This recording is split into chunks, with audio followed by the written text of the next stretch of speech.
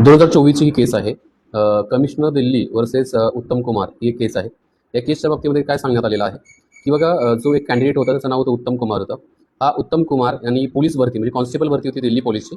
ही Delhi पोलीसची constable भरतीमध्ये त्यांना जी पहिली स्टेज होती ती पहिली स्टेज कंप्लीट केली.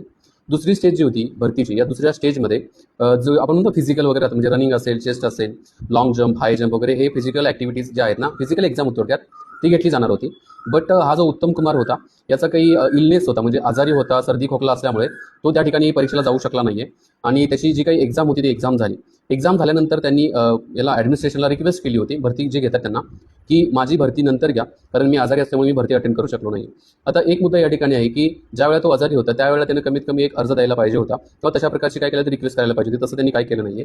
ज्यावेळेला भरती प्रक्रिया पूर्ण झाल्यानंतर उत्तम कुमारनं काय केलं होतं तर तशा प्रकारची म्हणजे एक प्रकारची काय केली होती तर विनंती केलेली होती. बट जी भरतीची एक आपण म्हणतो ना प्रॉपर प्रोसेस असते, त्या प्रोसेसमुळे जे भरती प्रक्रिया करणारे जे काही प्रशासन आहे त्यांनी त्याला विरोध केला. त्या गोष्टीला त्यांनी संमती दर्शवली नाही. त्यामुळे यांनी काय केलं की उत्तम कुमारनं ॲडमिनिस्ट्रेटिव्ह ट्रिब्युनल जो असतो प्रशासकीय न्यायाधिकरण, याच्यामध्ये केस फाईल केली. याच्यामध्ये केस फाईल केल्यानंतर ॲडमिनिस्ट्रेटिव्ह ट्रिब्युनलनं जे पोलीस प्रशासन आहे त्यांना सांगितलं की तुम्ही यांना काय करा तर एक एक्स्ट्रा चान्स द्या, कारण यांची जी शारीरिक परिस्थिती व्यवस्थित नसल्यामुळे ती जी काही एक्झाम आहे ती अटेंड करू शकली नाही.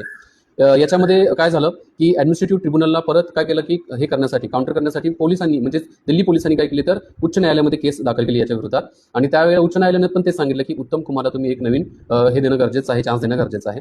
तिथून मग पोलीस प्रशासन, दिल्ली पोलीस जे आहे, पोलीस कमिशनर जे आहेत, हे काय करण्यात आलं तर सर्वोच्च न्यायालयामध्ये गेले आणि सर्वोच्च न्यायालयाने एक प्रॉपर डिसिजन दिला की या म्हणजे हा उत्तम कुमारला एक्स्ट्रा चान्स द्यायचा नाही आहे, पहिला मुद्दा.